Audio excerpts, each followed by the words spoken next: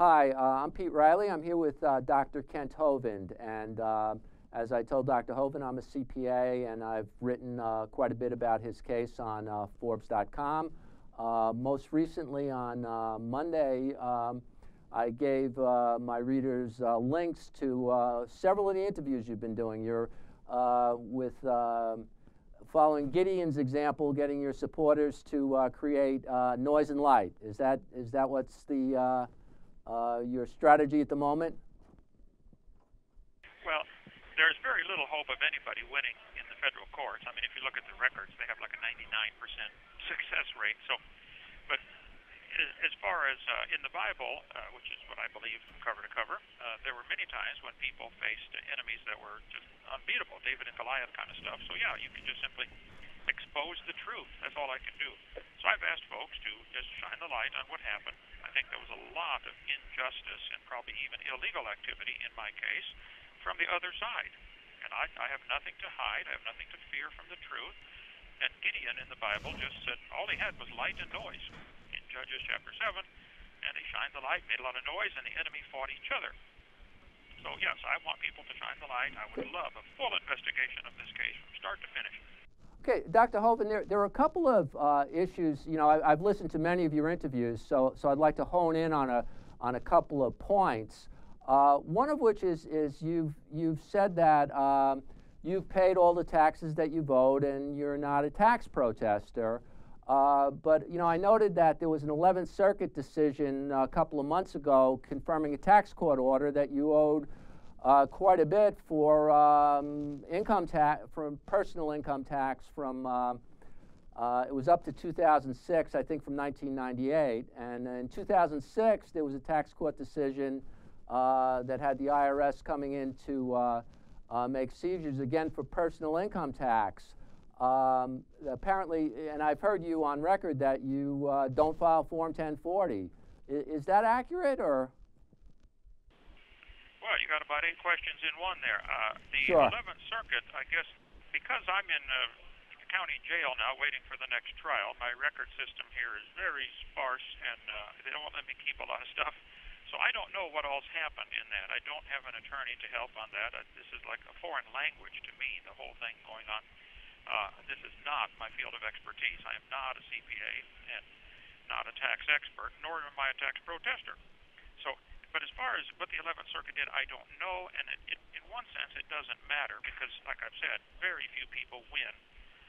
I mean, how many people won in Hitler's courts? And did that mean they were wrong because Hitler's courts ruled them, you know, 1/8 Jew or something and should be executed? So I don't think you can go by a court decision to determine anything truth or false. I would be real cautious of that whole mentality. If you look at the history, for instance, in Fox's Book of Martyrs of the Catholic Church burning people at the stake by the thousands, well, that doesn't prove they were wrong. It just proves they lost in court. That's all. Oh, that was the that was the civil authority that did the burning. The Catholics just determined they were heretics, Dr. Hovind. But and turned them over to the civil arm to burn them. But yeah, it was the civil government. The same thing happened in Jesus' time. They looked, if you read in the Gospels, they looked to catch Jesus in his words so that they could deliver him to the civil authorities, like in Luke 20:20. It's the same thing. There are people looking to catch me in my words. Just anything I say, they're not hearing a thing I say. They're just looking for something to catch me. And they did that with Jesus. They've done that all through history. So I'm well aware of that. There are at least 4 instances in the Gospels where they were listening only to catch Jesus in his words, not at all to learn any truth. So Dr. Hovind, Christian Science Evangelism, the trusteeship of that went to Glenn Stoll, and now then it went to Paul John Hansen. I always want to call him John Paul. Was that your decision that they should be the trustees? I don't recall how that works.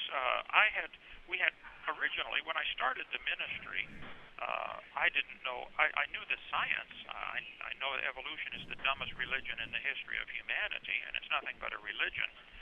I knew that part of it, but as far as structuring church ministries and how to obey the laws and stuff like that, I tried very hard to do that.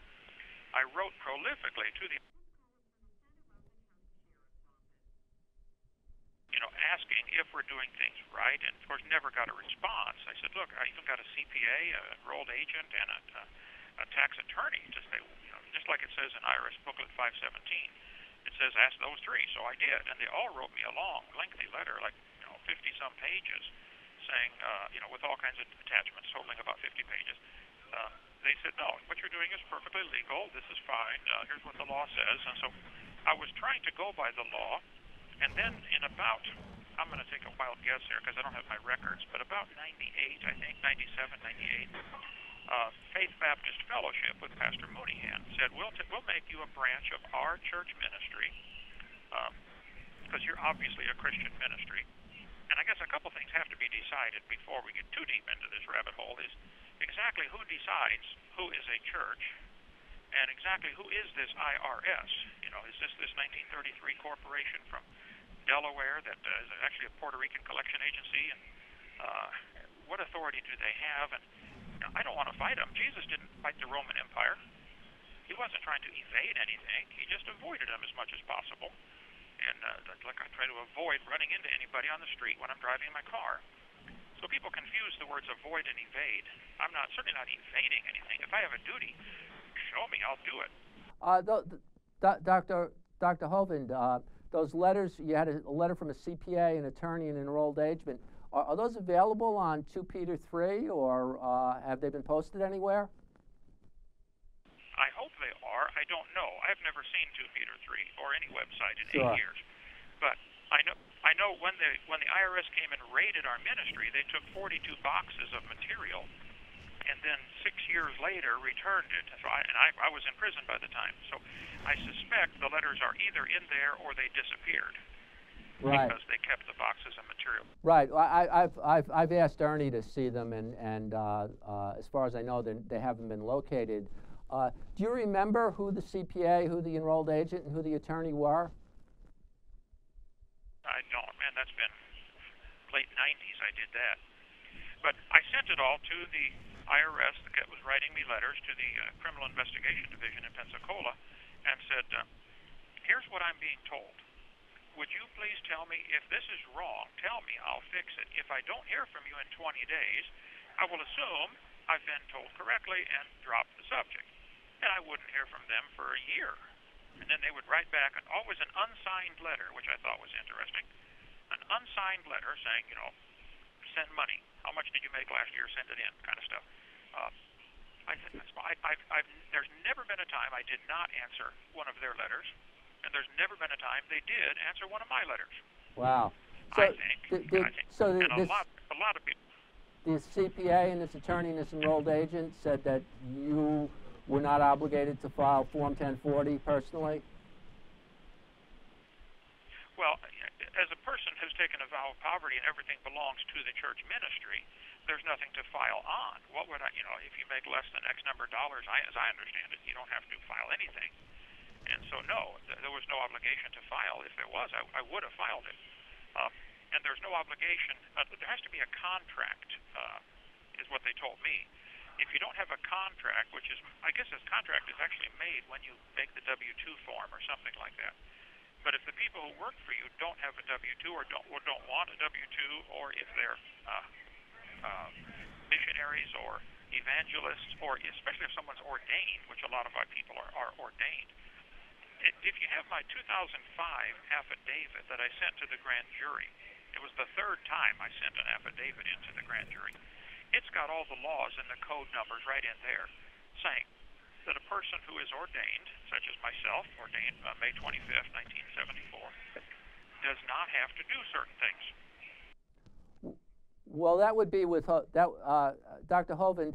The exemption is a person who's ordained can elect to out of the Social Security system if they have a religious belief. Their pay isn't subject to withholding, but they're still subject to income tax. And employees of churches, there have to be withholding. We still have a couple things. We need to exactly who is the IRS, where is their jurisdiction, what can they do, and who decides who a church is, and the difference between exemption and exception. vast difference there. I guess your ministry then became subject to the trusteeship of Glenn Stoll. Is that accurate? That was later. That was later. Correct. But first okay. it was Faith Baptist Fellowship, Pastor Mooneyhan. And whenever I got anything from the IRS, I said, what do I do? And I would send it to him, and he would tell me what to do, and I followed his leadership. He then had a stroke and nearly died, and is still incapacitated to this day.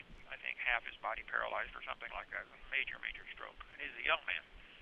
I just turned 62 today, and I think he's a couple of years younger than me. But in 2002, I was preaching out in Washington State, and I met Glenn Stoll and a couple of people that work with him.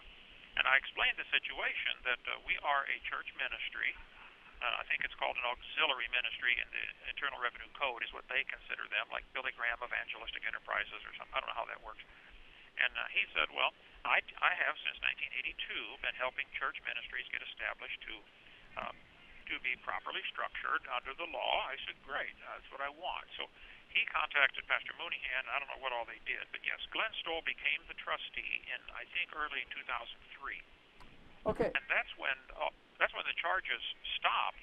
In 2006, they arrested me on charges based upon activity from 99 to 2002. Yeah, Dr. Hovind, I guess I have this press release from the Department of Justice, stated April 27, 2005. I'm not going to, I'll read the whole thing, but I'll just give you some of the high points that Glenn Stoll of Edmonds, Washington was barred from promoting a tax fraud scheme using sham trusts. And the court found that Stoll sold a fraudulent corporation sole and ministerial trust scheme. The assistant AG said people who buy into tax fraud schemes are buying nothing but trouble. Past due bills with interest and penalties and the possibility of criminal prosecution. Do you think that that's what might have happened to you? Was this association with Glenn Stoll? Well, you'd have to take that sentence at a time. I agree that nobody should get into a tax fraud scheme, and I wasn't, and I don't think he is either. Read that first sentence very slowly and carefully. What is that? Sure. Okay, actually, I'll read. The Justice Department announced today, and this is in 2005, that a federal court in Seattle has barred Glenn Stoll of Edmonds, Washington, from promoting a tax fraud scheme using sham trusts and a corporation to help customers evade federal taxes. The preliminary... Hold it right there. That's what I want to talk about. I agree. Suppose I wrote an article that said, Peter Reilly is barred from robbing all the banks in his town. Oh, you'd say, okay, well, I don't do that. I haven't done it. Yeah. That's a meaningless sentence. They're saying he's barred from sham trust. That doesn't mean the trusts he was doing are sham. That doesn't mean that at all. Well, the Justice Department said, now think about it. The Justice Department said he's barred from promoting tax schemes. I don't think he was. But there's more, Dr. Hovind. Okay, there's more. I know, but see, they're starting with a false premise. They're starting with the false premise that he is promoting tax fraud schemes, and he's not. Well, give him a call for that. Okay, the court found that Stoll sold a fraudulent corporation sole and ministerial trust scheme, falsely telling customers that conducting their personal and business activities through a corporation sole and ministerial trust and treating them as churches eliminates obligations to file federal tax returns and pay federal tax. Well, I don't understand all the laws on that. I think the IRS code is like a big bowl of spaghetti. I don't think anybody, including you, including Lois Lerner, understands all the IRS codes. I think it's purposely tangled and beyond comprehension and should be simply abolished. Go back. We didn't even have this until 1930s. I mean, there was no such. America did fine without any of this and would do much better without it again, I think. Anyway, but I'm not a tax rebel. I'm not throwing the tea in the harbor. I'm glad those guys did that. That was right there in your area. Our country started by a tax rebellion. But I'm not part of that. I'm an evangelist, so I'm glad they did it. I hope they do it again. But I'm not part of it. Well, actually, Dr. Hovind, the expression with somebody walks like a duck, talks like a duck is seen in the company of ducks. He might be considered a duck. And I'm wondering if your association with Glenn Stoll and Paul John Hansen maybe the reason why the government was interested in you rather than your teaching on creation science. Oh, that I don't know. Why don't they arrest Glenn Stoll? Well, they have arrested Mr. Hansen, I guess. Have you managed to speak with him yet? No, he's in the jail here, but no, they have some kind of rule. I forget what they called it, but I can't be with him, which I think is ridiculous. He's a great, godly man, and by the way, so is Glenn Stoll. If you knew him, I think you'd find he's a wonderful fellow. He's a great guy. He's trying to obey the laws. I think somebody's trying to do a tax scheme on him. So I don't know. I don't understand all that, and it's not my battle. But if my association with him caused any problem, which I don't know if that put right, but no, before I even knew him, the IRS was writing me letters back in '96. I didn't meet Glenn until probably 2002, so I don't think that's the reason any of this. I mean, it may be. I'll find out in Judgment Day, but right. No, I know Glenn. I met with Glenn. I talked to Glenn for hundreds and hundreds of hours. And emailed him and wrote to him whenever I had questions. He was the trustee of the ministry, and I did everything he told me to do. And so I think what he did was perfectly legal. I still, to this day, think that what he did was perfectly legal or lawful, there's a difference in those two words. Now, the IRS may not like it, if I understand. It's like the mafia doesn't like it when somebody gets out of paying their protection money. Okay. Well, that doesn't mean the IRS is correct and he's wrong. It just means they don't like it. And that I don't know. But yeah, I did what he told me to do, and I think what we did was perfectly lawful. Would I do it again? I don't know. I'd have to. I have never wanted to have trouble with anybody. I'm a peaceable man. I give the evolutionists fits because I show their religion to be retarded, which it is. Dr. Hovind, Dr. Hovind, if I could ask you one thing. To use the term retarded as an insult, it troubles me. But that's just my own personal opinion. I guess I take. Well, but I take the word retarded to mean mentally slow or deficient, which is not necessarily an insult. It's just a fact. Some people are slower mentally or deficient mentally. It's not an insult or a cut down, and somebody who believes they came from a rock, I think, is mentally deficient. Oh, well, I appreciate that. Just my own personal preference. When kids use that term, it's they're discouraged from it nowadays. But okay, so you believe Glenn Stoll. Now your son Eric is doing great things in your ministry, I understand. He's taken it. Yes, sir. I'm very proud of him. Doing a great job. And he I understand has chosen to be a little more conventional on the tax side. I looked up his organization. It's has a 501c3 exemption. It files a Form 990.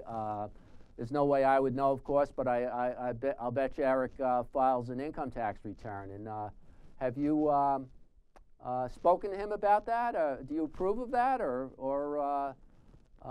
where are you on that?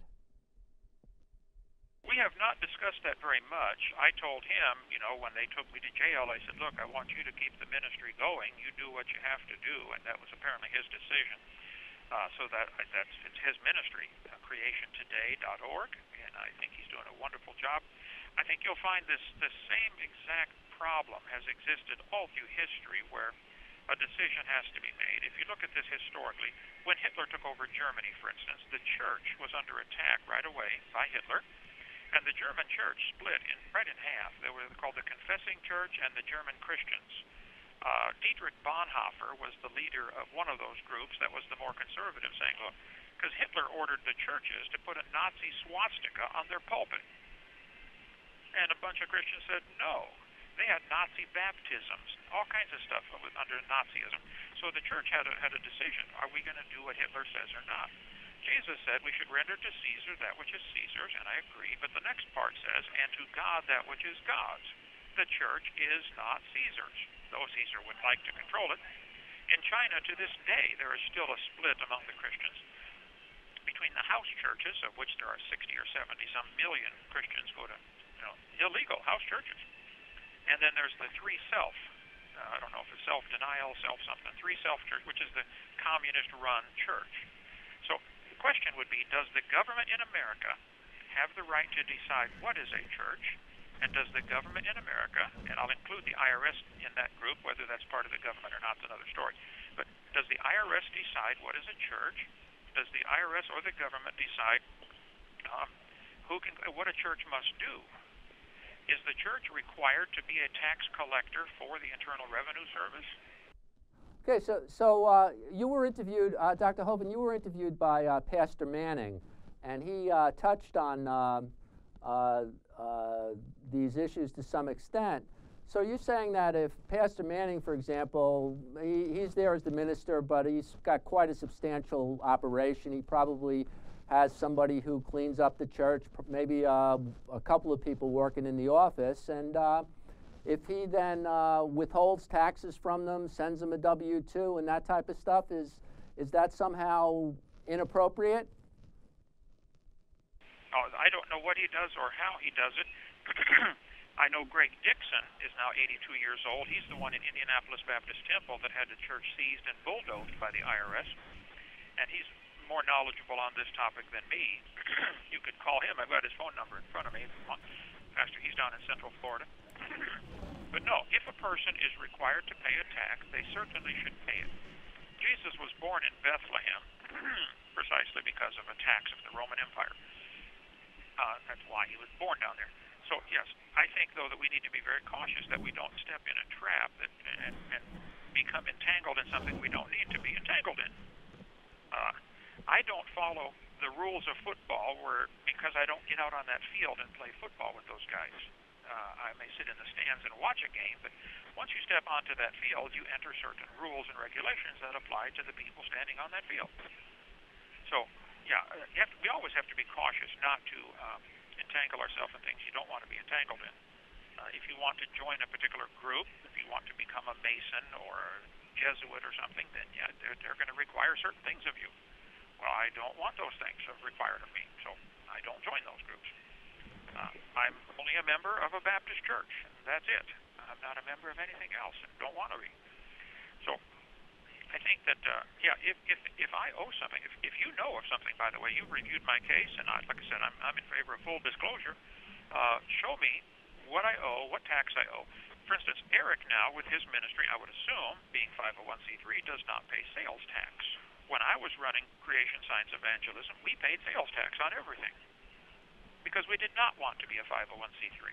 We thought that there was advantages and disadvantages, and the pastor said, no, the government creates 501c3 corporations. Is the church a corporation of the government, or is the church a creation of Jesus Christ? It's a pretty simple, fundamental question. Churches automatically have 501c3 status. They don't have to apply for it if they're actually churches. But I guess I'm taking that question a little further. If you have a regular Christian church that, in addition to the preacher, has a few employees, do you think it's wrong for that church to withhold taxes from the people running the office and cleaning up the church and stuff? Is that like sinful? No, churches can do what they want. Lyndon Johnson, before he was president, when he was senator from Texas, he's the one that pushed through the legislation for 501c3. There was no such thing before the early 50s. And if you read 501c3 carefully, if a church wants to become, or a religious organization wants to become 501c3 exempt, I would point out that's very different than being an exception. I am an exception to the Mexican tax laws. I don't care what laws they pass in Mexico about taxes. I don't live in Mexico. But that's, again, an issue that's way over my head. You need to discuss that like with Ernie Land or with Paul Hansen. Well, Paul Hansen to call in. He can call to your program, I'm sure. That's a totally different subject. Exactly where is the IRS's jurisdiction? But Lyndon Johnson was a governor of Texas, or senator from Texas, and the Texas preachers were blasting him because he was a womanizer and an alcoholic and lots of problems. So they were just publicly preaching from the pulpit the truth about Lyndon Johnson. He didn't like him to be able to preach the truth. So he pushed legislation through and got churches and said, if you want to be 501c3 exceptions, which I think is stupid, they were already an exception. Now, if you want to be an exemption, I'm sorry. He said, now, 501c3 religious organizations cannot get involved in politics. They can't promote particular political candidates, and they can't proselytize. Well, you're saying if you want to become a 501c3, you can't voice your opinion on politicians. In other words, you can't freely preach from the pulpit what you want, or speak your mind, and you can't try to get people converted to your religion. No, Dr. Hovind, you're right about the political preaching, but there's certainly nothing that prevents churches from trying to convert people.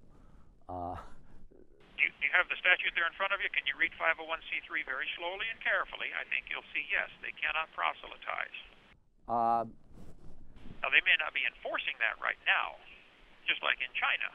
They have a rule, if you're going to be a free self-church, you can't get anybody converted. Well, most Christians with a brain say, well, I don't want to be a free self-church then. No, because I'm not going to promise I'm not going to convert people. I'll get this. I'll make sure that I post the language from the statute. Certainly you're right about the political thing. Although the IRS doesn't really enforce that. As a matter of fact, they was sued by the Freedom from Religion Foundation for not enforcing the rule about preachers. Preachers have been defying that rule with Pulpit Freedom Sunday. Deliberately breaking the rule, and the IRS hasn't really done very much about it, and they're under pressure from atheist groups to do something about it. So, hold it. Let's take one topic at a time here. Certainly.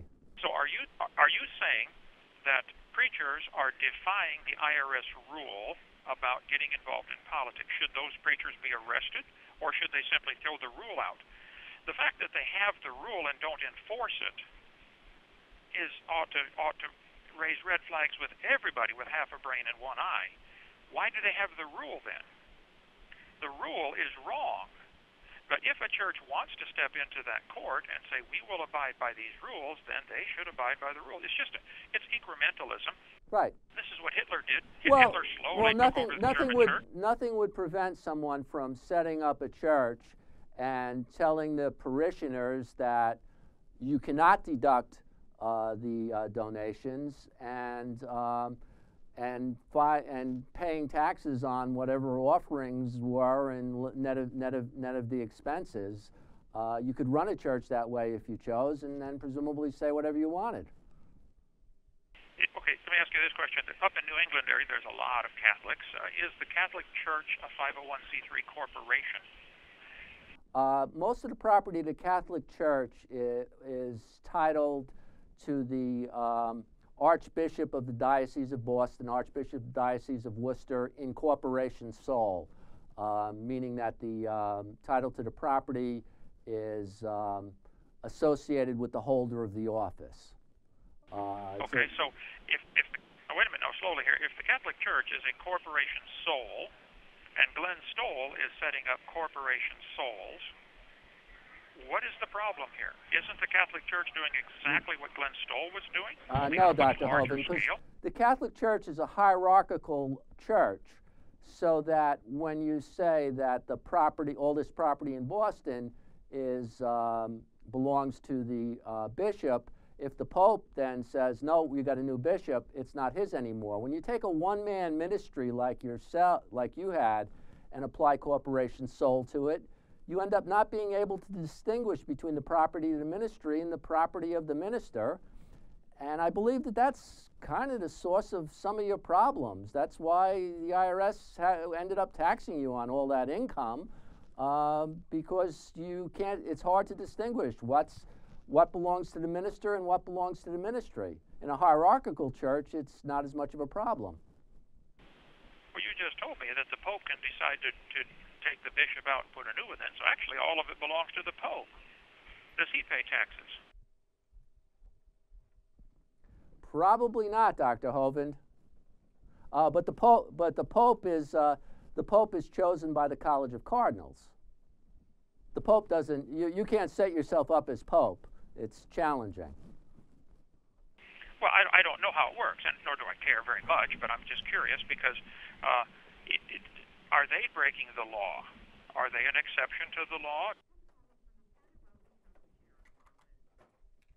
Does the priest at your church file a 501, or does he file a tax form every year? Actually, Catholic priests do file Form 1040, yes. I've done at least one or two of them. They don't make very much money. I believe the salary's set in each diocese, and it's not all that much. But yeah, Catholic priests, members of religious orders, it's a different story. They fall under 501D, it's a slightly more complicated thing. But that's another exempt status, 501D, and they're required. Members of religious orders who have a vow of poverty are only required to file to the extent that there's non-religious income, and they're otherwise it's exempt. I mean, I don't know. You might have looked into 501D. I don't know if anybody mentioned that to you. No, but let me ask you a question then. So if my income, and I got to be careful about that word income. What exactly does that mean? You got to define every word with these folks, because they have different. It's like Alice in Wonderland, you know. Every word means something different. But if my income was, if I had a vow of poverty and everything belonged to the church ministry, and I drove a church van and lived in a church parsonage and had no non-religious income, would I be required to file? I'm just asking. Well, if you were recognized as a 501D apostolic organization, which is another status. Actually, it was created for the Shakers, because the Shakers were organized as a corporation, and they had to. There was a concern, so the 501D status was created to address that situation. To the extent they had income from the farms, the income was considered shared out equally to all the members, and if it passed a threshold, they would have to file individually. I've never seen a member of a Catholic religious order who had to file individually, but in principle it could happen. And I think the order would tend to take care of it. Yeah, I think you need to get with Glenn Stoll or Paul Hansen or Ernie or somebody who knows 1,000 times more about that than me, but I can tell you from my heart, I do not want to break any laws, and did not want to, and still don't want to, and still don't think I did. I think people are trying to apply laws that don't apply. For instance, there's an alcohol tax that if you produce alcohol, if you make alcohol, you have to pay a certain tax, okay? I have never paid that tax because I have never produced any alcohol. I've never tasted any alcohol. Well, I had NyQuil about 10 years ago. But so, I mean, in 62 years, I've never tasted. I don't pay the tax, so am I a tax protester for the alcohol tax? No, of course not. I don't get involved in that activity. So I'm not aware of anything that I did wrong as far as taxes go. If you can show me specifically, please do. But all I ever get is general platitudes of, well, everybody has to do this. No, nobody's been specific. Well, Dr. Hovind, I'm sorry, my notes with the statutes are not here, but Section 1 of Title 26 indicates that individuals are subject to an income tax if they have income over a certain level, and it gets into what the tables and the rates are. And Code Section 61 of Title 26 defines income. It lists out its income is broadly defined, lists out 15 categories as examples, including compensation for services, and then there's a further section on that if you have a if you have the income, you have a tax, you're required to file a return. I think that's 6103. I mean, it is. I grant you, it is complicated, but some of the things aren't that complicated, and so people who make more than a moderate amount of income, a very low amount of income, are required to file, or at least that's the way most people see it. So. Well, okay. Again, let's go one point at a time. If you look at my 2005 I filed with the grand jury, which Michelle Heldemeyer took away from them, so they probably did not read it. But it's posted on 2 Peter 3, 2005, third affidavit. I go through those codes, and it says very specifically about those who are ordained ministers. I sent that to them and said to Michelle Heldemeyer, the U.S. attorney that came after me, and to the IRS agent, Scott Schneider, and said, what am I doing wrong? Here's what your law says. Now, you're a CPA. If a person with a business and income, etc., sent all of his tax information to 10 different CPAs and said, what should I do? How much do I owe? Do you believe any of those 10, their numbers would match exactly? Or would they all come up with different answers for what he should do? Is the tax code so complicated that 10 CPAs trained in this business would still come up with different answers? What do you think? I did have a question from something we discussed a minute ago before we get too far off traffic. Sure. Off topic. You had mentioned about Internal Revenue Code 501c3 says churches cannot get involved in politics. No, it's not actually in the code. I'll have to look that up. That was a ruling, I believe. I'm sorry I didn't bring my code. I'll get the specific rule that creates that. But 501c3 organizations in general, there's 29 different types of organizations on the 501c, which I think is kind of ridiculous. And each one has different restrictions. 501c3 is the gold standard because you can deduct contributions to a 501c3, where a 501c4, which can have a level of political activity, can't get charitable deductions. So you could organize your church as a 501c4, and then you could spend half your time on politics if you wanted to. But the deductions wouldn't be the deductions wouldn't be tax deductible. No, my question is different though. Can you imagine any of the prophets of the Old Testament?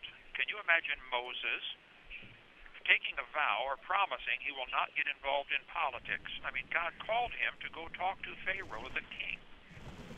Can you imagine any of the prophets of the Old Testament? God, almost everything they did had to do with politics, with telling the king, hey, you're doing this wrong. God sent me with a message for you. Hezekiah, you're doing this wrong. Isaiah, Jeremiah, Ezekiel. I mean, the whole Bible is full of people, preachers and prophets, getting involved in politics because that's where the battle was. They're trying to straighten out the kingdom or straighten out some political problem. I cannot imagine why a church would want to take a promise saying we're not going to get involved in this. That's what the calling is supposed to do. But that's what Lyndon Johnson's goal was in developing that, and he's succeeded. He's shut the churches up. And the fact that the IRS isn't enforcing it right now, well, gee whiz, that ought to raise red flags for everybody. That means they could enforce it. Well, yeah, they do have resource problems at the IRS, Dr. Hovind. There's Tigta was looking at it the last time. There's like 11 million delinquent accounts, and they can't. If they work on the delinquent accounts, people will call up, and they don't have the people to answer the phone. So people making sermons about politics, I could see wouldn't be much of a thing. I'm afraid this is going to have to. I'm going to lose the studio, so this will be our last call. Okay, no problem. I do appreciate the time that you spent. I guess the question, I used to kid around and I'd say, I don't think Ken Hovind could ever admit that he was wrong about anything. And then the first couple interviews, and you've said that you were mistaken about the the pre-tribulation rapture, right? You. Absolutely. If I am wrong about something, I will quickly admit it. You show me where I'm wrong. My wife can tell you many places where I've been wrong. 41 and a half years we've been married. But yes, if nobody has shown me what law I broke to go to prison, they give me general platitudes. Everybody must do A, B, C, and nobody has been specific with Glenn Stoll, to my knowledge. What exactly did he do wrong? They may not like it. But I don't know. I haven't seen Glenn in years. I've never met Paul Hansen. He's the trustee. I think everything was set up lawfully. And the government may not like it. I don't know. I'm trying to obey the law. And we were not a 501c3 corporation. A corporation is created by the government. The government does not create the Church of Jesus Christ, though they would like to control they want to control everything. Okay, I think the government has a very legitimate function. I'm in a room full of guys that need somebody to govern them. Trust me, I've been for 8 years now with a bunch of folks. I did a program on. Yeah. I would shut down the prison system and go to a biblical system. Right. I actually heard that. Now, under the Bible, really, you just have fines, corporal punishment, and capital punishment. That's it, right? Well, and I've asked hundreds of guys in here, which would you rather have, 20 lashes or 5 years? Give them an option. We don't have to make it mandatory. I'm not saying we have to beat everybody, but if you gave somebody an option, if you broke a law and they arrested you and the judge said, Peter, you're guilty, do you want 20 lashes or 5 years? Which would you take? Wow, that's a tough one, but... It's not a tough one. Come on. If you take 20 lashes, it's over. You're sore for a week, but you're home, and nobody has to pay for your groceries for the next 5 years. What we're doing now is we're punishing the wrong people. Right, and I guess really grave crimes you're thinking should be punishable by death, or? Oh, and they would prefer people that get double life sentences. Would you please just kill me? That's what they're asking. No, we got to lock you up for 40, 50, 60 years. I worked at the Supermax prison in Colorado. I worked in the kitchen out there, the only Supermax America has in Florence, Colorado. Those guys, 460 some of them, I think, are locked up for life. Most of them would prefer to be dead. What is their wife supposed to do? Get a divorce and feel bad for breaking her vows? Or stay faithful and lonely for 45, 50 years? This is an evil system. I think the IRS invites corruption just by virtue of what they do. And I would shut down the whole thing and go back to the constitutional direct or indirect taxes. A direct tax on an activity like becoming a doctor, and an indirect tax where the federal government says, hey, we need X number of $1 million in Florida. You have 18% of the population. Florida, you figure out how to come up with it. But for a government agent to come knock on your door in your personal property and on your personal land and say, here, give me money or I'm taking you to jail, the whole concept is screwy. It's not what our founding fathers wanted. Now, even though I'm very much against the IRS and think they're wrong and do lots of things wrong, I am not a tax protester, though a lot of folks would like me to become one. I'm a guy who shines the light and makes the noise. So if it doesn't seem very likely, but if you were to conclude that, geez, Glenn Stoll was mistaken, you'd kind of say, okay. And but you're certainly not there yet, but No. If Glenn Stoll did something wrong, I'm not aware of it, and if he did, I wouldn't follow him. I don't follow. The fact that a leader of a particular organization loses doesn't. How many wars have been lost by the guys that were the good guys, but they lost the battle or lost the war? I mean, we almost lost the Revolutionary War up there in Boston area. 25,000 Americans died fighting the British. And a whole bunch of Americans after the war moved out and moved to Canada and said the wrong side won. St. John, Nova Scotia, the whole town was started when 30,000 Americans moved up there because they thought the wrong side won the war. So this has been a long, people are on both sides of this issue, and as far as the IRS goes, I don't care what they, if I owe something, show me. Jesus didn't go around fighting the Roman government at all. He just simply avoided them. If they come up and say, hey, do you owe taxes? Jesus said, hey, Peter, go catch a fish and give him some money.